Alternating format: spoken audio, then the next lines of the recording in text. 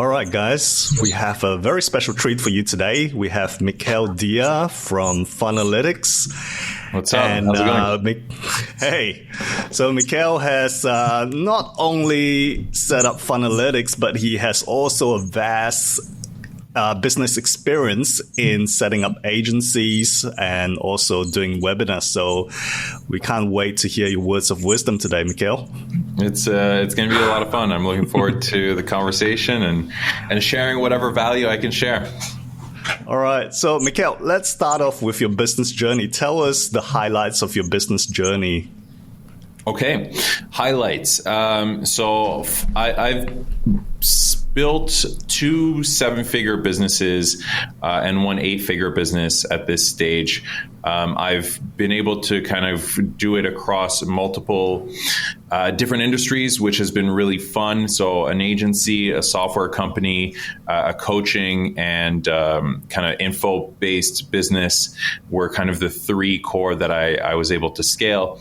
And, I've grown teams to just shy of 30 people and have looked at a whole lot of different marketing strategies, especially with Funnelytics and seeing, the data and seeing what our clients have done. So those are some of the highlights and some of the fun parts. And I'm sure we'll dive into the lowlights as well throughout the conversation. But yeah, some of the highlights there. Sure. So did you start off with your coaching business first before moving into your agency business and then finally Funnelytics? No, I actually started off. So the journey is a lot longer than that. I started off in kind of selling T-shirts, and then I went into affiliate websites, and I started learning about pay-per-click advertising, and I experimented a whole lot. My first real kind of business was a Mandarin language school. Actually, I don't know if you knew that. I had no idea. No, I don't speak Mandarin. I've never been to China, but I started a Mandarin language school. This was in 2012. 2012 is when I built that with a friend of mine, and we exited that business. And I really used a lot of my kind of knowledge of funnels and basically just marketing in general to ramp that up. When we exited, I started another language business, a tech business, an app actually, that didn't actually work out. We went bust. It didn't pan out. But then afterwards, that's when I started my agency. So I took a lot of the knowledge that I knew about funnels and about how do you convert strangers into customers, and started helping businesses, started building funnels for them. And actually, one of the clients that I brought on very early days in the agency was a coaching business in the nutrition space. It was called iifym.com. And I ended up becoming a partner in that business, becoming the CMO, and really kind of helping that business ramp up and grow to kind of new heights. So yeah, it kind of happened simultaneously, but technically it was a client of my agency first, and then I became a partner and a co-owner in that business. Right, I get it. Okay, so it seems like you have dipped your fingers into many different pies. Yeah. And so obviously you can see opportunity like many entrepreneurs do. There's always the shiny object syndrome that keeps entrepreneurs in one place, right? And not really moving and getting stuck. How do you see opportunity versus, okay, this is just a shiny object syndrome? How do you differentiate between that? I think the biggest thing is a lot of times we don't take the time to see something through. As entrepreneurs, we're quite impatient. We have kind of, especially if you're a vision-based entrepreneur as opposed to, let's say, an operations or integrator-based entrepreneur, what we find is our vision tends to be clearer than the time it takes to actually achieve that vision. So I'll give you a perfect example. In the software world, you think that, let's go and build this thing. Like, I can see it. I know what it looks like. I know what I can do with it. But of course, in order to actually build it, it takes years, right? It takes several months to get a prototype and then get the feedback and then test it and this and that. And I think what happens is as we're working towards that vision, opportunities arise. And when those opportunities arise, we start to assume that those opportunities can come quicker by chasing that opportunity than if we were to just stick on path and whatnot. And what it does is it creates this spiral for us, because we just end up going down this path of, okay, well, man, I'll give you a perfect example. One of the first businesses that I attempted, or first kind of projects that I attempted when I first learned this whole digital marketing game, was a survival knife website. And basically what I did was I built a website that had all of these review articles, all designed for SEO purposes. And my buddy at the time had all of these survival knives. And this was back in 2010-ish. And I don't know if you remember, in 2012, the Mayan calendar was supposed to end, and it was supposed to be the end of the world. Do you remember that? Was it back 2012? then? Oh, okay. Yeah, the end of the world was supposed to happen in 2012 because of the Mayan calendar or whatever. They even made a movie about it, 2012 or whatever.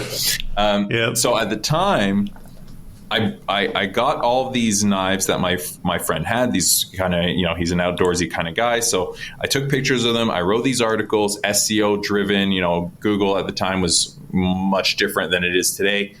And, and the idea was I would rank these articles, and in my mind, I'd be like, okay, well, 2012 is going to happen in a couple of years. People are going to search for survival knives and survival gear and all that stuff. So I'm primed for this, right? Yeah. And after about 3 months of basically building the website, getting everything up, all of that stuff, I kind of sat back and I was like, okay, now what? Now I kind of have to wait, in a sense, maybe do some link building and all of that. But ultimately, my site's up. How am I going to start making money?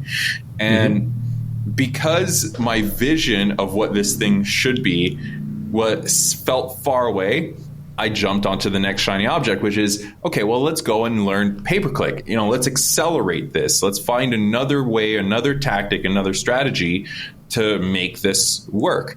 So I learned pay-per-click advertising, and I threw $100 at pay-per-click ads for some of the landing pages or the articles. I actually got my very first online dollar doing that. It was a $5.23 commission. And I spent $99 and 90 something cents to make that $5.23. So, it's this idea that ultimately we're always chasing that vision and trying to think of ways to make it happen sooner. What I've learned over the years is that's not how it works. The more you chase different shiny objects, the more you chase new tactics, as opposed to honing in that one tactic, refining it, optimizing it, just continuously doubling down on that. That is what creates that compounding effect over time. And it just takes time. But most people want to skip the time. They want to be millionaires by the time they turn 21. So they're trying to figure out, how do I do that? Right. So, that's really kind of the challenge that we face. I think sadly that's probably one of the things that keep entrepreneurs where they are, not breaking through, right? Because they're kind of jumping from one opportunity to another and not really, really optimizing the opportunity they already have, like what you mentioned. Yeah, I think the biggest challenge with entrepreneurship is we chase the thrill. So what I mean by that is part of being an entrepreneur is you get motivated by your thoughts, and you get motivated by the opportunity and the thrill will this work? So you put in a whole bunch of effort trying to make this thing work. You learn this new tactic, or you learn this new software, or you learn this new thing, and you're like, this is exciting. Yeah, this is going to change my life. And you get excited and motivated by that. So that's what ultimately drives you to kind of make this thing happen, or double down on this thing. And then once you reach a certain point of like, oh, okay, it wasn't as good as the copywriter said it was. It wasn't as fast as the person kind of sold it to me. Then you kind of jump on the next one because you lose that motivation, that excitement of this. Yeah. What I've come to realize is that you really have to love the journey. You really have to get excited by the milestones and not focus on the gap, but focus on the gain. What I mean by that is I have this book that I'm reading right now called The Gap and the Gain, or something along those lines, by Dan Sullivan. And if you think about, great book. You've read the book? Yeah. It's a Several great book. times, yeah. It's a great book because it really makes you start to realize the difference between how we're perceiving the world and how just two sides of the same coin can actually change your entire mindset. So for those listening who don't know the premise, basically it's very simple. You start somewhere, you have a vision at the very top, and then somewhere in between is what you've achieved, right? Now, most people focus on the difference between their vision and what they've achieved. In other words, the gap between what they've achieved and the vision.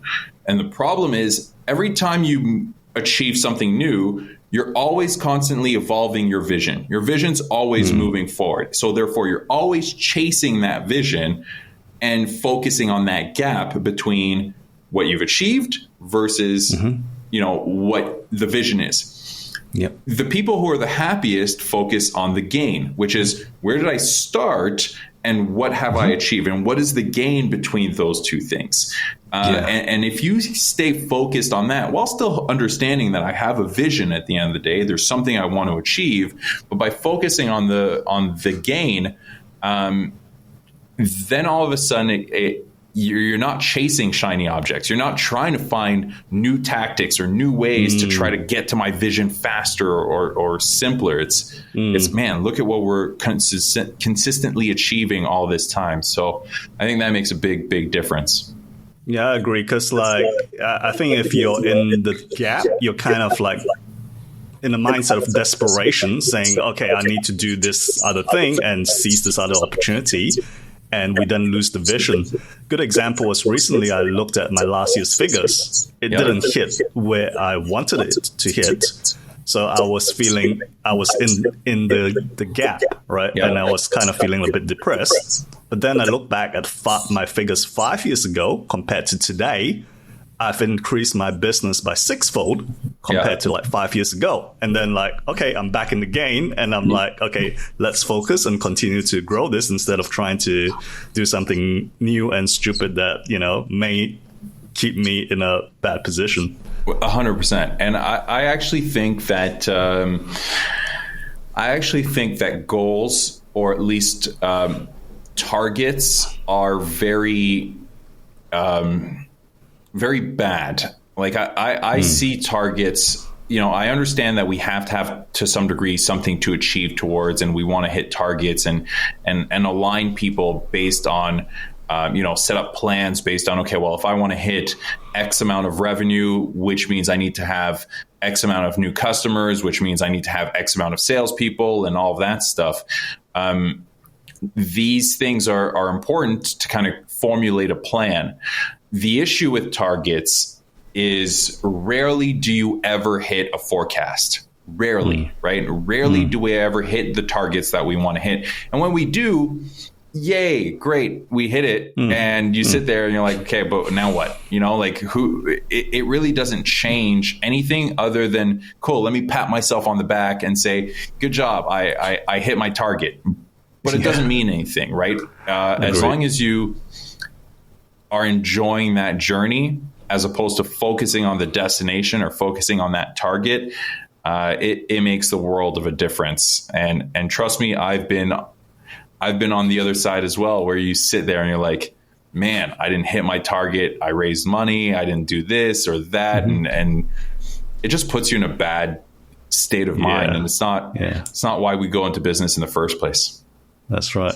So Mikael, talking about that, right? Talking about shiny object syndrome, you transitioned from being a marketing agency to becoming essentially a software company helping that actually monitors traffic and helps people to track the marketing. So how did you know that wasn't a shiny object syndrome? So I'm just wanting to know what your thought process was and why you decided to transition. I knew it wasn't a shiny object syndrome because I couldn't stop thinking about it. I couldn't stop thinking about this thing. I truly felt that, like, I want this. I want this. Even at the very beginning, that investment and that kind of spend that I took to kind of build that first prototype, it was like I was still running my agency. It was money that I used from my agency to build that first prototype. It was a tool for me. It wasn't a tool for other people. It was a tool that I wanted internally because of how I was operating my agency and the processes that I had. And it was really there to simplify my life as an agency owner. At some stage when Funnelytics started to grow, I had to make a decision. Do I keep going with my agency and do I split my focus, or do I double down on one or the other? And of course, as you know, I went with Funnelytics and continued to grow that because, of course, there's obviously higher upside, but it also fueled me a lot more. Like I was getting up in the mornings and this is all I wanted to work on. It's like, how can I, what should this product do and this and that? And, late at night, like instead of thinking about how do I get another client for my agency, my thoughts were, man, how do I get more users? How do I get this? What is the next feature that I build, et cetera? So I think you have to kind of, it's almost like, the saying, like, if you're about to spend some money on something and you're about to buy something and like it's an impulse buy, just sleep on it for a night and see if you still want it the next day, right? Yep. Sleep on it for a week and see if you still want it. Well, in this case, it's not a shiny object if you're constantly thinking about it, if it's motivating you, right? There's if you're sitting there and saying, man, I really, really want to keep doing this, or I really can't stop thinking about trying this thing. If that lasts more than a week, then you're probably in a stage where it's like, yeah, you should probably at least pursue it. Cool. So what were the challenges like to transition from an agency to a software company? And what kind of challenges came up? Because as you mentioned, I'm sure it wasn't as smooth as you thought it was going to be, where you kind of have this software company and everybody wants to sign up. And so just wondering, what were some of the challenges you faced in this journey of building this Funnelytics software? Man, more than I can even count or mention. I could probably go year by year and talk about challenges that we faced. Right. But some of the main ones in the software game is the biggest one, by far the hardest thing that I've ever had to solve, that I never had to. It wasn't the same challenge in the agency world or even in kind of the info space, coaching space, is churn. Trying to get somebody to adopt a piece of software and use it and not churn by basically understanding, well, who is the real user? And with Funnelytics, we still do. We all sorts of users because we had this free mapping tool. That's how I started kind of promoting it, is through this free mapping tool, which we no longer. Signed up for it. Yeah, there you go, right? You signed up for the free mapping tool. We no longer offer the free mapping tool. We've actually closed it off. And the main reason we closed it off is because even though it brought incredible clients overall, it also brought all sorts of noise. And it made it very, very hard for us to understand, well, what exactly are we building and for who? Because it very quickly became not about me, but about you guys, about the customers. And every customer coming into this mapping tool had slightly different wants and needs and reasons they were using the tool and what their next step was, etc. So churn is a massive challenge. It's a challenge for any business, but in the software game, it is your business, right? If you can't get somebody to stick around, it's really, really tough because you're charging $100, $200 a month. Maybe on the high end, you're charging 500 or 1,000, whatever. But in general, you're not charging a lot of money in the software game. So that was really, really challenging. And I've never had experience building products, right? I'm not an engineer. I'm technically an engineer by education, civil engineer though, not software engineer. And I've never had experience building products. So understanding what that looks like, I didn't have a co-founder with Funnelytics, so it was just me. I hired a developer. So understanding like what does building a product really look like? What exactly does it mean? I had no idea that I would have to pay exorbitant amounts of money to AWS for like tracking all of this data that we track for all of our clients. I had no idea, right? In my mind, it was just like, I want this tool to do this. So I want it to click here and do this and show me this. So, that learning cycle is also was very, very challenging for sure. So the development costs basically went through the roof from what you expected to development costs, server costs, basically just costs of taking this product to another level, right? The problem with development and software is that you can't iterate ahead of time.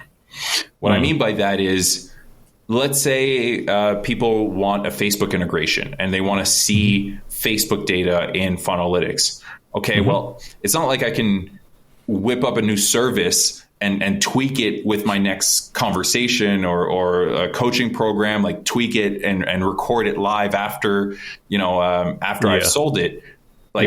I've got to build it first, right? And you go and spend the next 3 months to 6 months building a prototype or building version 1. Then you get feedback. Then you realize people didn't want it exactly this way, and you got to create this loop. So there's a ton of upfront costs in the software space that I didn't think about. I didn't really know. Like I knew theoretically, but when it's actually hitting your bank account, that's when it hurts a little bit more. You actually truly feel it.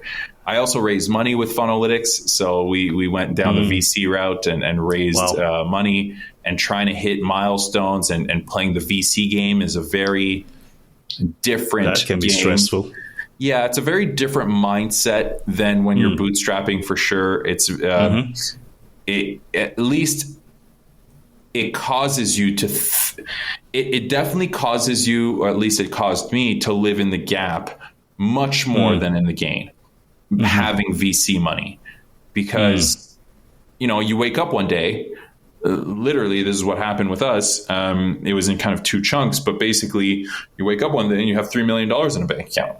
Like you go from, okay, we're struggling, like profiting, making, margins every month is on the verge of potentially working or not working, and you're stressed. And then boom, $3 million in the bank account.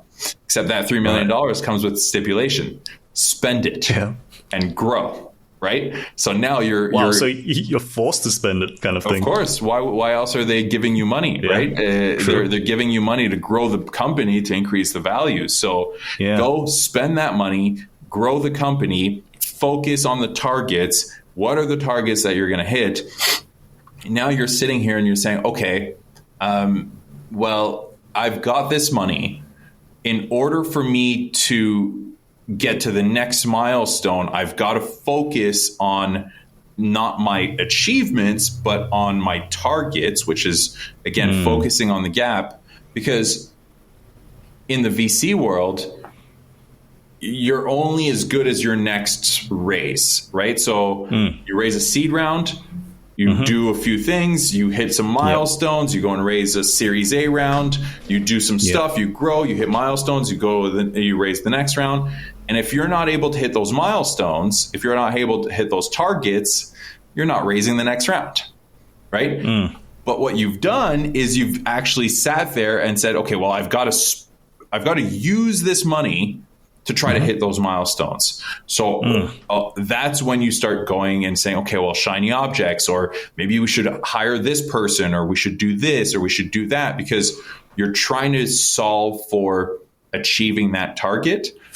And it can be very, very stressful and also very challenging, right? Because if it doesn't go according to plan, well, guess what? All of those people have to go. You got to cut back. You've got to basically scrap your plan and say, okay, we've got to pivot. We've got to try something different.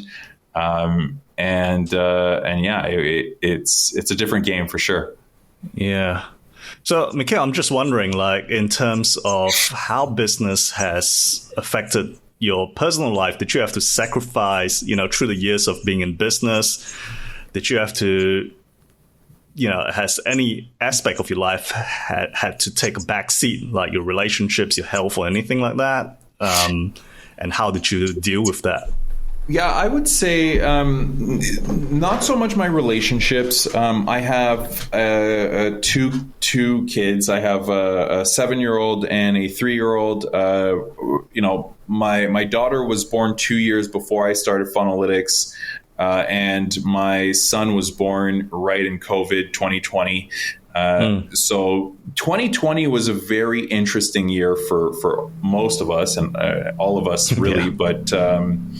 But for me, because I had my son, because that was the year I raised my round of funding. That was also the year we went from in office to fully remote. A lot of things happened that year that kind of changed the course over the last few years. But I've always, for me, family and my life in that way is always been number one. At the end of the day, business is fun. Building businesses is fun, but you're not going to sit back and, first of all, Funnelytics is not a company that is going to necessarily be around in 100 years from now, right? It's a company that we are building that I truly believe in the product, and we're going to create a ton of value for our customers. But at some stage, technology is going to evolve. People are going to think of customer journeys differently, et cetera, et cetera. My family, though, is not going anywhere, right? And if you aren't nurturing and really honing those relationships, that's when I don't want to look back at 60 and sit back and say, man, I built this incredible business, but I don't have the family that I really truly want. I'd rather say I have the family that I've wanted and I wasn't able to achieve. I had to sacrifice my business aspirations. But I am finding, for me, I'm finding that balance. The one thing that has suffered for me is definitely just health, just not focusing enough on my own like health, especially physical, just working out, and it becomes a back burner, right? It becomes okay, well, number one, make sure, I can see my kids and tuck them into bed and all that stuff. Number two, I got to make sure I can pay the bills and build the business and grow the team and pay, and, serve our customers and all that stuff. If I have time, I'll do some push-ups. Right. Yeah, I get it. The push-ups can wait. But it is bad. It is bad because you get older and you start to realize, man, like actually your health, your own taking care of yourself should actually be number one because it fuels everything else. If you're able to take care of yourself, you have more energy, you are in better mood, you're overall just have more stamina, and you're just a better person. You operate better, your business does better, your relationships are better. So even though, the push-ups have taken a backseat, I'm well aware and conscious that they need to take a front seat, because otherwise other things do end up suffering, right? If you pull out your back because you're not strong enough, that's not fun for anybody. Yeah. And it's one of those things with health. If you don't take care of it, it might not happen to you immediately, but it could happen to you 2-3 years down the track where 100%. Something happens and you're like, oh shit, I should have done those push-ups. Exactly. I should have done those push-ups. I should have gotten stronger, but it's true. But yeah, no, that's probably in general, like, building a business requires a lot of time, for sure. No, I like your philosophy and the way you see family and business, because, let's face it, even Apple, Microsoft, they probably won't be around in 100 years' time. Totally. And it's funny. I listened to somebody sent me a video. It was my wife, actually. She sent me a video of this lady that basically was just sitting there, and it's a short video. And in the video, she's like, I want you to think about something. Fast forward 100 years from now. Let's go to the year 2124. The reality is this. Nobody knows who you are. No, your grandkids, your great-grandkids have never met you. You are ultimately completely forgotten, even if you've made an impact in the world to some degree. Maybe you're in a book if you've made that big of an impact, but overall, nothing has really changed. The world has moved on.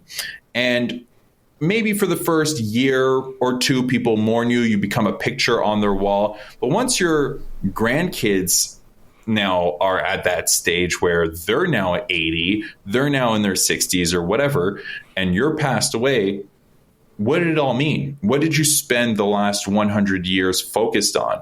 So if it's basically going to not matter in 5 years from now, you shouldn't spend more than 5 minutes really dwelling on it or being stressed about it. And I believe that that's really true. Like, you need to live a life where, at the end of the day, it's fun to build a business. It's fun to try to make money. It's fun to try to hit these goals and impact as many people as we can.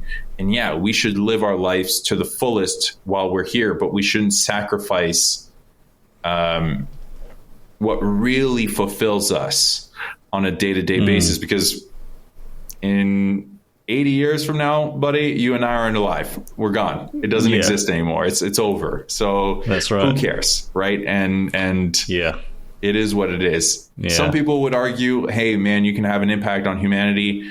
I would argue that, let Elon Musk be the one who figures out how to get to Mars. I'll figure out how to track customer journeys, make sure I can make some money along the way and have fun and spend time with my family. Yeah, especially when your kids are so young. I mean, exactly. It's just once in a lifetime chance. Once you miss this window, it's done. They grow up so fast. They grow up and it's over. And and if you are driven by an ultimate mission that drives you, again, like Elon, like Jeff Bezos, like the people who, are trying to move humanity forward in that sense, then, hey, go by all means. Like, you are that person. Yeah, I'm not going to stop you, and I'll look up to you in that sense. Yeah. But and there's nothing wrong with that. There absolutely not. Of course, without Amazon, I wouldn't have cloud services, and there's all sorts of things that have evolved from that. But ultimately, we are still just on this little planet that is in the middle of this universe. That means fundamentally not much. You're right. So, Mikael, let's pivot a little bit. I know you've done a lot of webinars. You've promoted a lot of webinars in your agency, and you currently still do webinars for Funnelytics. Could you share 1 or 2 tips to make webinars more successful to our audience? Yeah. So a lot of things that I've learned over the years with webinars. The biggest thing that it comes down to is always your offer and understanding how to create the belief pattern that will stop people, or how to break the belief pattern that would potentially stop people from buying your offer. That's really what your webinar is designed to do. So one of the things that I always start off when I'm creating a webinar is I look at my offer, and I want to make sure that my offer solves a very specific goal, right? So if I'm going to help you generate leads, my offer, if you've ever read the $100 Million Offers by Alex Hormozi, or if you've read any of Russell Brunson's books, you want to stack as much value into that offer where it's almost a no-brainer for somebody to basically say, well, yeah, like if my goal is to generate more leads, this offer was designed to generate more leads and encompasses everything. So one of the things that you're going to sit down is you're going to ask yourself, okay, well, what are all of the possible objections that somebody would have when it comes to generating leads for this particular thing? And then what are all the possible objections of everything that I have in this offer? So every part of the offer, you're going to kind of scrutinize and say, well, they might say this or they might say that. And typically the false beliefs will come around 3 core things. This is, iterating from Russell Brunson. It'll be either the solution itself, the vehicle, it'll be an internal false belief, or it'll be some sort of external false belief. So the first thing I do is I sit down and say, okay, this is the offer. This is what I want people to buy in order to achieve this thing. Then what I'm sitting down and saying, okay, if that's the offer and that's what I want people to do, I need to reverse engineer what does the viewer or listener need to believe in order for them to say it's a no-brainer for that offer, right? So, for example, I'm currently crafting a new little mini webinar for kind of one of my front-end products with Funnelytics, which will include access to our mapping tool, access to our template library, access to some training around how to use templates to close clients using Funnelytics, et cetera. And that offer is 100% designed to help people close high value clients, not to retain, not to present, reports or look at numbers. Just everything I'm doing is designed to help you close high value clients. Everything I'm stacking in the offer is there to support that thing. Then what I'm thinking about is, what are all the key beliefs that people need to have in order for them to then say, yes, this offer makes sense? So the first thing I'm going to say is, okay, well, they need to believe that they can close premium clients, or they can package their services for premium fees. And they also need to believe that this part of my offer is kind of the only way that they can do that. Then they need to believe that in order to actually make a sale, they need to show something that is visual and show a client something that is visual. And they need to believe that Funnelytics mapping tool is the best way to show something that's visual. Then they need to believe something else, right? So I'm going to keep listing all of that. And I'm just going to start crafting my webinar in this structure where I'm going to come in, I'm going to introduce who I am, I'm going to talk to you about the first thing that you need to believe, my first secret, my first hack, my first point, my first phase, whatever. You need to believe this. And then I'm going to actually start sprinkling in how part of my offer is designed specifically for that. Then I'm going to go to the next thing that you need to believe. I'm going to make sure you believe it and show you that part of my offer is designed for that. third thing, and then I'm going to go and transition into here's the offer. Now that you understand that if you do this, this, and this, you can achieve this thing, here's the offer that I've designed to make this easier for you, right? So that's ultimately the structure that I've refined over the years, from testing webinars, learning from the Russell Brunsons of the world and the Jason Fladlians, and basically just trying all of these things. So hopefully I didn't ramble on too much and that was useful, but just something to think about, just false beliefs and eliminating those beliefs. That makes sense. I mean, the way you structure your webinars, you very much have your end user, your prospect in mind, and you're helping them to overcome you're entering the conversation in their mind about the belief systems, about whether I can do this and all that stuff, which I think is so important because many people just look at a webinar structure and they think, oh, I'll just fill in the blanks. And they kind of like miss out the most important piece, which is the customer and the person and what they're thinking. And that's why the webinars, don't succeed. Yeah, and I also think that the process of building a webinar, people tend to conflate training versus a webinar. In a webinar, you cannot be afraid to sell. Your goal is not to teach. Your goal is to sell. Your goal is to get somebody to buy. The only way that you're going to get them to buy is not by teaching them something new. It's by making them realize that the way they're thinking is not the way they should be thinking. If they want to achieve this thing that they want to achieve, they need to be thinking this way. And your offer is there to make that easier, to simplify that, to create a shortcut to that. But fundamentally, you need to approach your webinar in a way that I'm not here to try to teach you something new. I don't want you to go out after this webinar and like take this workbook and start filling it in and all that stuff. That's just going to give them homework, right? And it's not going to convert. What you want to do is just basically sit down and say, my only goal on this webinar is to understand, to put myself in your shoes as the customer, to understand what beliefs do you have about this outcome that I'm trying to get you to, list those and then break those, right? If I can make that happen, my webinar will convert. Now, there is a big difference between live versus evergreen webinars. We can get into that as well. But that is how I start thinking about webinars. Right. So that's so good because you're actually shifting beliefs rather than teaching, which is what many people do at webinars. And they wonder, hey, I gave all this value. How come no one signed up for my offer?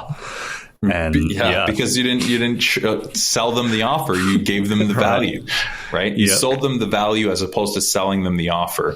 A webinar is designed to sell an offer. It is not designed to sell value, right? Yeah. So, and I think that that's the key there. Doesn't mean it can't be valuable. The webinar is still valuable as a whole because if they didn't watch that webinar, they wouldn't have changed their belief patterns. Yep. So it's still valuable, but it's not about selling them value. It's about selling them an offer. It's about making sure that they understand that offer, if that makes sense. That's such a good distinction. Since you've opened the loop on recorded versus live webinars, so tell us the difference, Mikael. Yeah, so live is significantly easier. And the reason it's easier is because you have feedback, right? You're going to go through a loop over time. And that feedback is live, tangible feedback. It's qualitative feedback, not just quantitative feedback. The problem with recorded webinars is you're hoping to make it work based on quantitative feedback, i.e., how long did people stay? How many people looked at the offer, etc., right? You have very little kind of qualitative feedback to get from. Like there's tools like Webinar Fuel and you know other tools out there that kind of collect the chat and all of that process, but it's not the same, because what I've noticed is, at least me, when I record a webinar, I'm lazy. I don't want to do it again. I don't want to start chopping it up. I don't want to start tweaking it. And it's like, okay, it's done. Let's put it live, right? And let's put it as a recording. But the reality is you're going to have to tweak your recorded webinar just as much as you're going to have to tweak your live webinar. You're going to have to iterate on it. You're going to have to cut it up. You're going to have to shorten it. You're going to have to test this. You're going to have to move the offer here. You're going to have to tweak how you pitch it, et cetera, et cetera. When you're doing it live every week or every 2 weeks or whatever the cadence is, you kind of don't have a choice but to tweak it, because you're about to present live to a group of people. So I'm about to go live. So I saw that this last one bombed, so I'm going to have to tweak something, right? Yeah. When it's recorded, well, I just see that I spent $1,000 and I made none back, or I spent 10 grand and I made one sale. I'm going to just say, well, it didn't work, because I don't have that feedback. I don't know what didn't work or didn't, so I always prefer to go live, do it live a bunch of times, get it to a stage where I know that it can convert. Ideally, do it live to a cold audience as well, because doing it live to a warm audience is not the same as doing it live to a cold audience. But at some stage, if you want to evergreen the webinar and you do want to kind of not have to do it live, you just need to realize that, okay, I'm going to take my best live version, and it's a net new experiment. So I have to come with it in the mindset that this isn't going to convert and it's not going to work. And I'm just going to have to look at the data and figure out how can I actually tweak this a little bit more, chop it up, shorten it, tweak where the call to action is, whatever it may be, as I'm experimenting cold. So it's a process to get a webinar to convert on cold, and it's not easy. Yeah, definitely. You're better at this than I am, so you have way more experience about webinars than I do when it comes to testing, and so I'm sure you could probably give some better tips around evergreen versus live. I mean, I think you just have it spot on. I think most people we work with, one of the key mistakes they want to make is that I want to put this on evergreen as soon as possible. So they might just do 1 or 2 webinars and they think, let's go evergreen. And it falls short because you haven't done enough testing to the live co-audience. Yeah. And I think the one thing I will say is, if you are willing to spend money to basically use the money to experiment, because converting an evergreen webinar versus converting a live webinar is fundamentally different.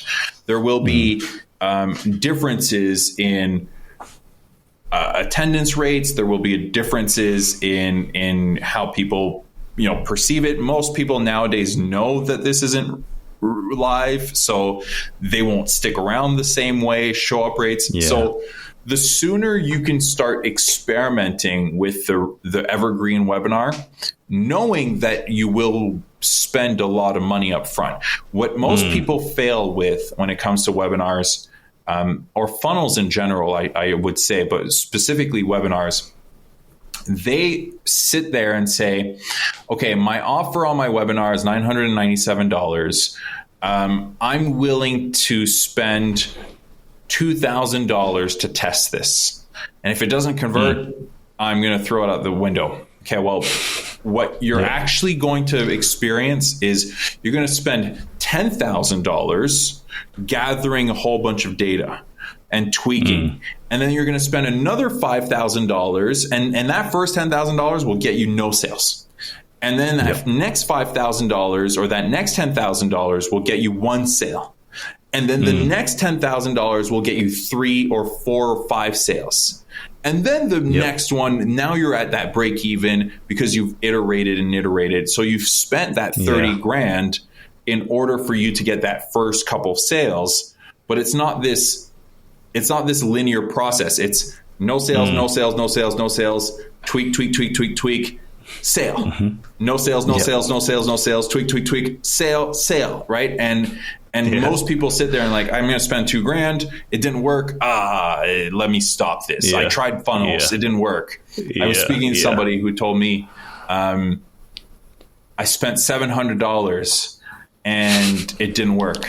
I was like, what do you mean? How much was your cost per lead? And he was like, oh, it was like, $30 cost per lead. Okay. So you generated a total of 10 leads is what you're saying you did. It's like, yeah, it didn't work. I was like, yeah, if that's your mindset, of course it's not going to work. So, those are the challenges that you face when optimizing funnels and webinars in general. But it's worth it because once you have a working webinar, once you have a working funnel, then it's like sky's the limit. The sky's the limit. And that's the thing, right? And most people have a scarcity mindset when it comes to money, especially when it comes to money spent on advertising, because it's this weird feeling of like, I'm literally just giving money to Facebook, right? I'm literally just doing this. I only got 10 leads. Okay, well, it was $30 for you to get those 10 leads when you spent that $600-700. And I look at your landing page and I see that the conversion on your landing page is 15%, but your ads are actually not too bad. 2% click rate. Your cost per click is maybe a little bit high, but that's just the nature of your audience. So it's not that it didn't work. It's that there's a bottleneck right there. You could probably test a new opt-in page, and now all of a sudden you just dropped your cost per lead to $10 or $15 or whatever it is, right? And then people move on to the next step. But in order for you to do that, you're going to have to spend another $700. You don't have a choice, right? So people see it as an expense as opposed to as an investment in terms of building that webinar. If I were to say to you, okay, you know what? You're going to get an evergreen webinar. However, that evergreen webinar, you're going to have to invest $50,000 first, and then that webinar will work, right? Well, now my what do you call it? My state of mind or kind of my expectations are set that, okay, that 50 grand is gone. It doesn't exist anymore. I'm spending it. It's not going to come back to me. But after that 50 grand, I'm going to start to see the money come in and I start to see that break even, et cetera. People think, well, I'm going to spend, this thing should be 2 times ROAS, right? Or 3x ROAS. That's what it should be. So let me go and spend the $300. I should have made 1,000. Didn't work. Yeah, well, that's not how it works. Yeah. Well, Mikael, it's been fantastic. I mean, you shared so much knowledge and experience in terms of like your entrepreneurship journey and also on webinars. So I think I hope everybody got tremendous value from this, as I have. Before we end, Mikael, if people are interested to find out more about Funnelytics and what it does, and to follow you to learn more from your words of wisdom, how can they do that? Yeah, if you want to learn more about Funnelytics and you're ultimately kind of an agency, then go to Funnelytics.io. If you're a coach or a kind of consultant and you have a webinar, then go to Terrence because he's a certified Funnelytics partner and he'll help you optimize your webinars. And when it comes to following me, if you want to, follow along the journey of building Funnelytics and customer journeys, I post a lot on LinkedIn mostly. So go to my LinkedIn and connect with me there. Okay, fantastic. Well, thank you, Mikael. It's been a pleasure. I wish we could talk longer, but maybe we can do another session in the future. Sounds Thank you so good, much, man. Mikael. Appreciate it.